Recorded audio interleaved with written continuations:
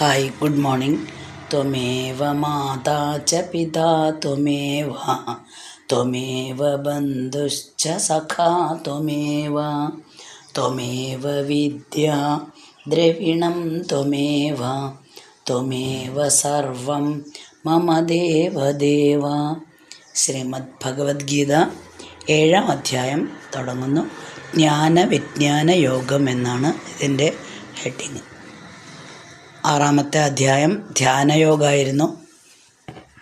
ധ്യാനയോഗത്തിൽ എങ്ങനെയാണ് ഭഗവാനിലേക്ക് എത്താൻ നമുക്ക് സാധിക്കുക, ധ്യാനത്തിൻ്റെ പ്രാധാന്യം, ധ്യാനത്തിലൂടെ ഭഗവാനിലേക്ക് എത്താൻ അല്ലെങ്കിൽ ആത്മസാക്ഷാത്കാരം നേടാൻ എന്തെല്ലാമാണ് വഴി എന്നെല്ലാം വിശദമായിട്ട് പറഞ്ഞു കൊടുത്തു.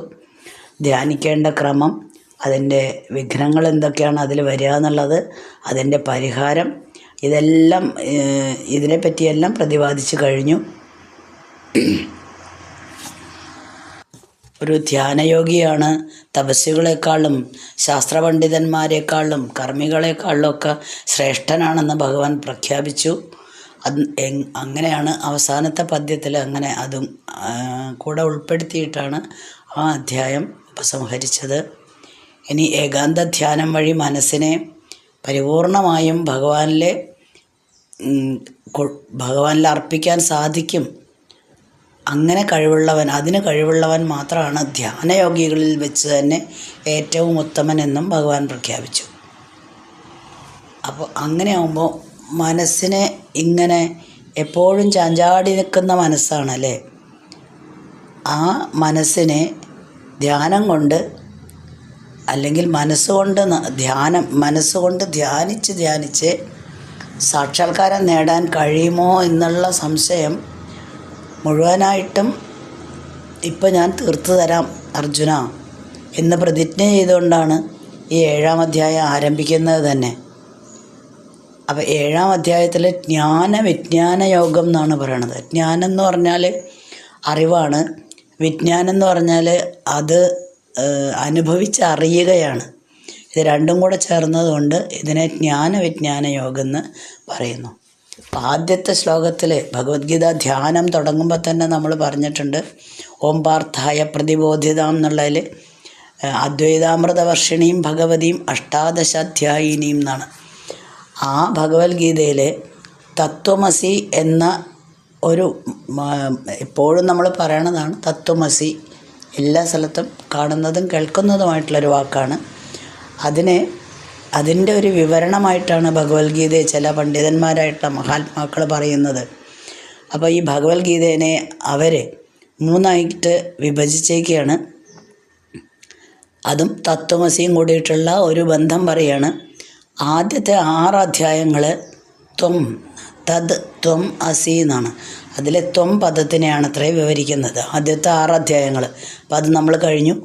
ഇനി 7 മുതൽ 12 വരെയുള്ള അധ്യായങ്ങൾ തദ് ആണ് വിവരിക്കുന്നത്. ഇനി 12 മുതൽ 18 വരെയുള്ള അധ്യായങ്ങൾ അസി എന്ന പദത്തിൻ്റെ വ്യാഖ്യാനമായിട്ടുമാണ് പറയപ്പെടുന്നത്. അപ്പോൾ തദ് ത്വം അസി, നമ്മളുടെ ത്വം കഴിഞ്ഞു, ഇനി തദ് ആണ്, ഇനി അസിയും കൂടെ. അപ്പോൾ ഇതിൽ ഈ തത്വമസി എന്നുള്ള വാക്യത്തിലെ തദ് എന്നുള്ള പദം സൂചിപ്പിക്കുന്നത് പരമാത്മാവിൻ്റെ സ്വരൂപത്തെയാണ്. ഇനി 7-ാം അധ്യായം മുതൽക്ക് ഇതിൽ വിവരിച്ചു, ഈ 12 വരെയുള്ള അധ്യായങ്ങളിലാണ് ഇത് വിവരിക്കുന്നത്. മറ്റ് ചിന്തകളൊന്നുമില്ലാതെ മനസ്സിനെ ധ്യാനത്തിൽ തന്നെ കൊണ്ടുവരാവുന്ന ഒരു യോഗി എങ്ങനെയാണ് ആത്മസാക്ഷാത്കാരം നേടുന്നത് എന്ന് ഞാനിപ്പോൾ വ്യക്തമാക്കി തരാമെന്ന് ഉറപ്പിച്ച് പറഞ്ഞുകൊണ്ടാണ് ഭഗവാൻ തുടങ്ങുന്നത്. അപ്പോൾ ആദ്യത്തെ ശ്ലോകം ഭഗവാനാണ്. ശ്രീ ഭഗവാൻ ഉവാച മയ്യാസക്തമനാ പാർത്ഥ യോഗം യുഞ്ജൻ മദാശ്രയ അസംശയം സമഗ്രം മാം യഥാ ജ്ഞാസ്യസി തത് ശൃണു. മലയാളം: എന്നിലെല്ലാതും അർപ്പിച്ചിട്ടെന്നെ താൻ ആശ്രയിപ്പവൻ എന്നെ നന്നായറിഞ്ഞിടാനിൻ ഒന്നിടും വഴി കേൾക്കുക. ഭഗവാൻ അർജുനനോട് പറയാണ്, പാർത്ഥ, മയി ആസക്തമനാഹ മദാശ്രയ യോഗം യുഞ്ജൻ.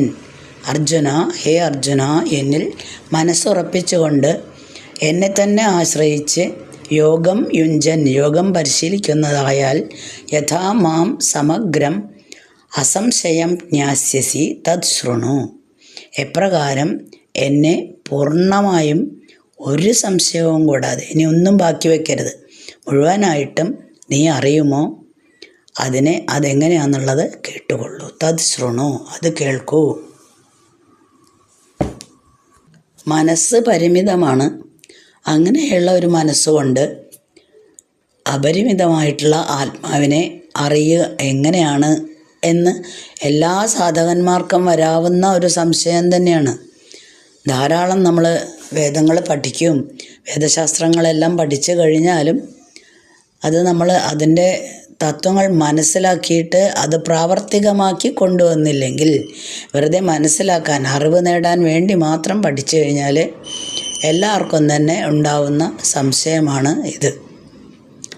അപ്പം മനസ്സിനെ ആത്മാവിൽ ഉറപ്പിച്ച ഒരു സാധകൻ ഇതെല്ലാം അതിക്രമിച്ച് എങ്ങനെയാണ് ആത്മാനുഭൂതി നേടുകയെന്ന് വളരെ വിശദമായിട്ട് തന്നെ വേദാന്ത ശാസ്ത്രങ്ങളിലെല്ലാം പറയുന്നുണ്ട്. പക്ഷെ എല്ലാവരും അറിവിന് വേണ്ടിയിട്ടാണ് അത് പഠിക്കുന്നതെങ്കിൽ അത് അറിവ് നേടുന്നേ ഉള്ളൂ. അനുഭവം എപ്പോഴും ജ്ഞാനം വിജ്ഞാനമാണ്. ആദ്യമെല്ലാം ഈ പ്രപഞ്ചം മുഴുവൻ ഭഗവാനാണ് എന്ന ഒരു തത്വം അറിയുന്നത് ഒരു ജ്ഞാനമാണ്. പക്ഷേ ഭഗവാനെ മനസ്സിലാക്കുക, അല്ലെങ്കിൽ ആ ഭഗവാനെ അറിയുക, മുഴുവനായിട്ടും അറിയുക, ഒരു സംശയവും കൂടാതെ എന്നാണ് പറഞ്ഞത്. അങ്ങനെ അറിയുന്നത് വിജ്ഞാനമാണ്. നമ്മളിപ്പം ഒരു ഉപ്പോ അല്ലെങ്കിൽ പഞ്ചസാരയോ എന്തെങ്കിലും ഒരു ഉദാഹരണം പറയാം. ഉപ്പിന് ഇന്ന ടേസ്റ്റാണ്, അല്ലെങ്കിൽ പുളിയുടെ ടേസ്റ്റ് ഇന്നതാണെന്ന് പറഞ്ഞു കൊടുക്കുന്നു. അല്ലെങ്കിൽ പഞ്ചസാര മധുരമുള്ളതാണ് പറയുന്നു, അതൊരറിവാണ്. ഇനി പഞ്ചസാര മധുരമുള്ളതാണോ എന്ന് ശരിക്കും അറിയണമെങ്കിൽ നമ്മൾ എന്ത് ചെയ്യണം? ഒരു ഗ്ലാസ്സിൽ കുറച്ച് പഞ്ചസാര ഇട്ട് അത് വെള്ളമാക്കിയിട്ട് കുടിച്ചു നോക്കണം. അപ്പോഴാണ് ആ മധുരം എന്നുള്ള ഒരു ഫീലിംഗ് നമുക്ക് മനസ്സിലാവുക. അല്ലെങ്കിൽ ഒരാൾ പറയുന്ന ഒരു തത്വമാണ് പഞ്ചസാര മധുരമുള്ളതാണ്. ആ തത്വം നമ്മുടെ ജ്ഞാനമാണ്. വിജ്ഞാനം എന്ന് പറഞ്ഞാൽ അത് അനുഭവിച്ച് തന്നെ അറിയണം. അപ്പോൾ ഇവിടെ ഏത് രീതിയിലാണ് എന്നെ മുഴുവനായും ഒരു സംശയമില്ലാതെ നിനക്ക് അനുഭവിച്ചറിയാൻ പറ്റുക എന്ന് ഞാനിപ്പോൾ തന്നെ മനസ്സിലാക്കി തരാം. അപ്പം നമ്മളൊക്കെ എങ്ങനെയാ വെച്ചാൽ ഒരു കുറച്ച് അറിവ് എന്തിനൊക്കെയോ പറ്റിയിട്ട് കുറച്ച് അറിവുണ്ട്. എന്നാലോ ശരിക്കും യാഥാർത്ഥ്യത്തിൽ മുഴുവനായിട്ടും അറിഞ്ഞോ? ഇല്ല. എന്നാലോ ഞാൻ നാരായണി എന്നും വായിക്കുന്നുണ്ട്, ഭഗവത്ഗീതയെന്നും വായിക്കുന്നുണ്ട്, സഹസ്രനാമം ചൊല്ലുന്നുണ്ട്. അങ്ങനെയാണ്. അപ്പോൾ നമുക്ക് മുഴുവനായിട്ടുള്ള ഒരു അറിവൊന്നുമില്ല. നമ്മളിങ്ങനെ വെളിച്ചമില്ലാത്തൊരു റൂമിൽ വസ്തുക്കൾ കുറച്ച് വെളിച്ചമുണ്ട്, വളരെ കുറച്ച് വെളിച്ചമുള്ള ഒരു ഇരുട്ടാണോ ചോദിച്ചാൽ ഇരുട്ടല്ല, ഇത്തിരി വെളിച്ചമുണ്ട്. എന്നാൽ വെളിച്ചമുണ്ടോ ചോദിച്ചാൽ ഇല്ല. അങ്ങനെയുള്ള ഒരു റൂമിൽ നിന്നിട്ട് ഓരോ സാധനങ്ങൾ തപ്പിയെടുക്കുന്ന പോലെയാണ്. എന്തൊക്കെയോ അറിയാം, എന്നാൽ അറിയൂല. അപ്പം നമ്മൾക്ക് ഈ പുരാണങ്ങൾ മുഴുവനും ഇപ്പോൾ പറഞ്ഞ ഭഗവാന്റെ ബുക്കുകളാണെങ്കിൽ പോലും അതെല്ലാം വായിക്കുമ്പോൾ എന്തൊക്കെയോ അറിവുകൾ നമ്മൾക്ക് കിട്ടും. അതൊക്കെ താൽക്കാലികമായിട്ടുള്ള ഒരു ഗുണമാണ്. അതിൽ നിന്നെല്ലാം വിട്ട് ഇതിനേക്കാളൊക്കെ അപ്പുറത്തായിട്ടാണ് ഭഗവാൻ. അതെന്താണ് ഭഗവാൻ എന്താണെന്ന് ഒന്നും കൂടെ അറിയാൻ ശ്രമിച്ചു കഴിഞ്ഞാൽ പിന്നെ ഒന്നും ബാക്കി നിൽക്കില്ല. മുഴുവനായിട്ടും അറിഞ്ഞു കഴിയുന്ന ആൾക്ക് മാത്രമേ എന്ത് കിട്ടുള്ളൂ? ആത്മസാക്ഷാത്കാരം കിട്ടുള്ളൂ. അപ്പോൾ അതെങ്ങനെയാണെന്ന് ഞാൻ പറഞ്ഞു തരാം. അർജുന എന്ന് ആദ്യത്തെ ശ്ലോകത്തിൽ വിവരിച്ചു കൊടുത്തു. ജ്ഞാനം തേ അഹം സവിജ്ഞാനമിദം വക്ഷ്യാമ്യശേഷത തജ്ഞാത്വാനേഹ ഭൂയോന്യ ജ്ഞാതവ്യം അവശിഷ്യതേ. മലയാളം: ജ്ഞാനമാർഗത്തെ ഞാനിപ്പോൾ വിജ്ഞാനത്തോടെ ഓതിടാം. ഈ ജ്ഞാനമേറിടും നേരം ജ്ഞേയമായില്ലയൊന്നുമേ. യത് ജ്ഞാത്വാ നേഹ ഭൂയഃ ഇഹ. ഏതെന്നറിഞ്ഞാൽ പിന്നെ ഇവിടെ അന്യത് ജ്ഞാതവ്യം, വേറൊന്നും അറിയേണ്ടതായിട്ട് ന അവശിഷ്യതേ, അവശേഷിക്കുന്നില്ലയോ? ഇതം ജ്ഞാനം, ഈ ജ്ഞാനത്തെ, സവിജ്ഞാനം, അനുഭവം കൊണ്ട് തന്നെ, അനുഭവജ്ഞാന സഹിതം, അശേഷതഃ പൂർണ്ണമായിട്ടും, അഹം തേ വക്ഷ്യാമി, ഞാൻ നിനക്ക് ഉപദേശിച്ചു തരാം. നമ്മൾ നേരത്തെ പറഞ്ഞ പോലെ കേട്ടറിയുന്നതാണ് ജ്ഞാനം, അതിനെ അനുഭവമാക്കി മാറ്റുന്നതാണ് വിജ്ഞാനം. അപ്പം ആത്മീയ വിഷയങ്ങളായ ജ്ഞാനത്തെ മുഴുവനും ഉപദേശിക്കാം. ആ ഞാൻ ഉപദേശിക്കുന്ന അതേ സമയത്ത് തന്നെ നിനക്ക് അതിൻ്റെ അനുഭൂതി കൂടെ ലഭിക്കുന്നതാണ്. അതായത് വിജ്ഞാനം തന്നെ ഒപ്പം തന്നെ കിട്ടുന്നതാണ്. കുറേ കാലം കാത്തിരിക്കുകയൊന്നും വേണ്ട. ഞാൻ ഈ ഉപദേശിക്കുമ്പോൾ തന്നെ നിനക്ക് അതിൻ്റെ ഒരു അനുഭൂതി മനസ്സിലാക്കാനായിട്ട് സാധിക്കും. അപ്പോൾ അതവിടെ വിജ്ഞാനമായി മാറും. അപ്പോൾ വിഷയങ്ങളിൽ യാതൊരു ആഗ്രഹവും ഇല്ലാത്ത ഒരു മനസ്സ് തത്വോപദേശങ്ങളൊക്കെ കേൾക്കുമ്പോൾ തന്നെ ഈ പരമാത്മസ്വരൂപത്തിൽ എന്താണെന്ന് മനസ്സിലാക്കി അതിലേക്ക് ലയിച്ച് ചേരുകയാണ്. അങ്ങനെ അവർക്ക് ദിവ്യാനുഭൂതി കിട്ടുന്നു. അതിനെയാണ് എന്ത് നമ്മൾ പറയുന്നത്, ആത്മസാക്ഷാത്കാരം നേടി എന്ന് പറയുന്നത്. അപ്പോൾ വീണ്ടും ഞാൻ ഉപദേശിക്കുമ്പോൾ തന്നെ നിനക്ക് മുഴുവനായിട്ടും മനസ്സിലാവുമെന്ന് ഭഗവാൻ ഉറപ്പ് കൊടുക്കുകയാണ് അവിടെ ചെയ്യുന്നത്. പക്ഷേ ഇതെന്താ വെച്ചാൽ ഇത് എല്ലാവർക്കും പറ്റുന്നൊരു കാര്യമല്ല. എത്രയോ പേര് ജ്ഞാനം നേടുന്നുണ്ട്, അറിവ് നേടുന്നുണ്ട്. നേരത്തെ ഞാൻ പറഞ്ഞ പോലെ വേദങ്ങളും ശാസ്ത്രങ്ങളും എല്ലാം പഠിച്ച് ധാരാളം അറിവ് നേടുന്നുണ്ട്. അതിലേക്ക് ഈ ജ്ഞാനം നേടാൻ തന്നെ ചിലർക്ക് മാത്രമേ ഇൻട്രസ്റ്റ് ഉണ്ടാവുള്ളൂ. എല്ലാവരും എന്ന് പറയുന്നില്ല, നമ്മൾക്ക് വളരെ കുറച്ച് ആൾക്കാർക്ക് മാത്രമേ അതിലേക്കൊരു ആത്മീയതയിലേക്ക് തിരിയണമെന്നോ അല്ലെങ്കിൽ ഇതെല്ലാം കേൾക്കാൻ നല്ല രസമുണ്ട്, ഇത് ഞാൻ കേൾക്കട്ടെ എന്ന് തോന്നുന്നത് വളരെ കുറച്ച് ആൾക്കാർക്ക് മാത്രമേ ഉണ്ടാവുള്ളൂ. ഞാനിപ്പോൾ ഈ പ്രഭാഷണം രാവിലെ പറയുന്നുണ്ട്. എല്ലാ ദിവസവും പല ഗ്രൂപ്പുകളായിട്ട് നിങ്ങളത് കേൾക്കുന്നുണ്ട്. പക്ഷേ എല്ലാവരും ഇത് ശ്രദ്ധിച്ചോളണം എന്നില്ല. അവർ രാവിലെ എന്തോ പറയുന്നു, എന്തൊക്കെയോ കേൾക്കുന്നു, എന്തൊക്കെയോ 1-2 സെൻറ്റൻസൊക്കെ മനസ്സിലാവുന്നു, ബാക്കിയൊന്നും ഞങ്ങൾക്ക് മനസ്സിലാവുന്നില്ല. മാത്രമല്ല ചിലർ തുറക്ക പോലും ഇല്ല. അത് ഭഗവത്ഗീതയാണോ പറയുന്നത്? എന്നാൽ പോട്ടെ, സാരല്ലേ, ഇനി വേറെ എന്തെങ്കിലും ചാറ്റിംഗ് ഉണ്ടെങ്കിൽ നമുക്കത് നോക്കാം, അതായിരിക്കും കൂടുതൽ ഇൻട്രസ്റ്റിങ്. അങ്ങനെ ചെയ്യുന്നവരും ഉണ്ടാവും. വളരെ കുറച്ച് പേർക്ക് മാത്രമേ ഇത് കേൾക്കണം എന്നുള്ള താല്പര്യം ജനിക്കുള്ളൂ. അപ്പോൾ ആ താല്പര്യം ജനിക്കുന്നവരാണ് നേരത്തെ പറഞ്ഞ പോലെ അറിവ് നേടാനായിട്ട് ശ്രമിക്കുക. കുറച്ചൊക്കെ വായിച്ചു, കുറച്ചൊക്കെ മനസ്സിലായി. ഇനി ചിലരത് പ്രായോഗികമായിട്ട് തൻ്റെ ജീവിതത്തിൽ കൊണ്ടുവരാനും കൂടെ ശ്രമിക്കും. സത്വഗുണം അധികരിക്കുമ്പോൾ മാത്രമേ നമുക്കങ്ങനെ ആധ്യാത്മികതയിലേക്കൊക്കെ തിരിയാൻ തന്നെ തോന്നുള്ളൂ. അപ്പോൾ ചിലർ അത് പ്രാവർത്തികമാക്കാനും കൂടെ ശ്രമിക്കും. ഇനി പ്രാവർത്തികമാക്കി തുടങ്ങിയാൽ പോലും അതിലും വിരലിലെണ്ണാവുന്നവർക്ക് മാത്രമേ അത് മുഴുവനാക്കാൻ സാധിക്കുള്ളൂ.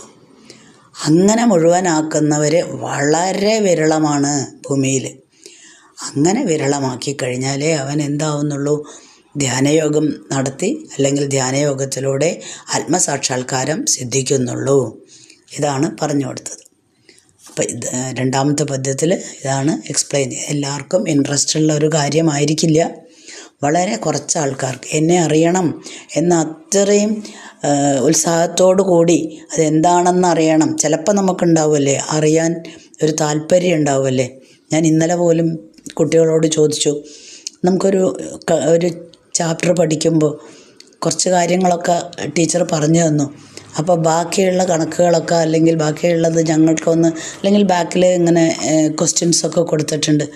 ഇത്രയും ടീച്ചർ പഠിപ്പിച്ചില്ലേ, എന്നാൽ ഞാൻ ബാക്കിലെ ക്വസ്റ്റ്യൻസ് ഒന്ന് നോക്കട്ടെ അതെനിക്ക് കിട്ടുന്നുണ്ടോയെന്ന്. അങ്ങനെ നോക്കാറുണ്ടോ നിങ്ങളെന്ന്?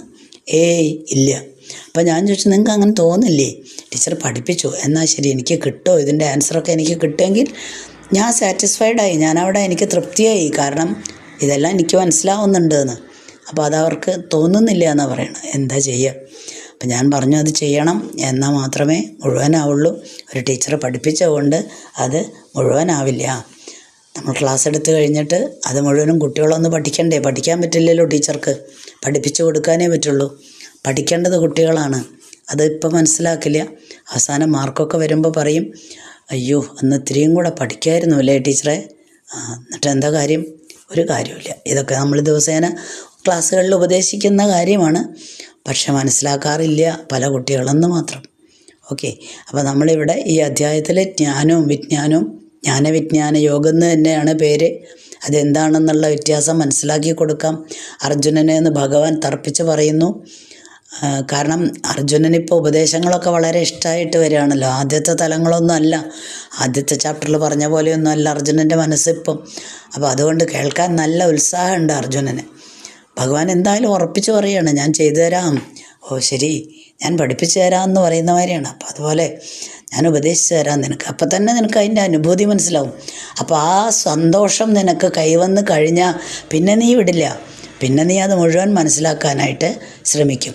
അപ്പോൾ കഴിഞ്ഞ ചാപ്റ്ററിലെ നമ്മൾ പറഞ്ഞിട്ടുണ്ട്, അർജുന ഈ ധ്യാനയോഗത്തിലൂടെ നീ വരൂ എന്ന് ഭഗവാൻ ഒന്ന് ഉപദേശിച്ചിട്ടുണ്ട്. അപ്പോൾ അതിന് തയ്യാറായിട്ട് വന്നിരിക്കുകയാണ് അർജുനൻ. അപ്പോൾ അടുത്ത ദിവസം നമുക്ക് 3-ാമത്തെ ശ്ലോകം വായിക്കാം. ഓക്കെ. അസ്മിൻ പരാത്മന്നനുപാത്മകൽപ്പേ ത്വമിത്തമുത്ഥാപിത പത്മയോനി അനന്തഭൂമാ മമ രോഗരാശിം നിരുന്ധിവാദാലയ വാസവിഷ്ണോ.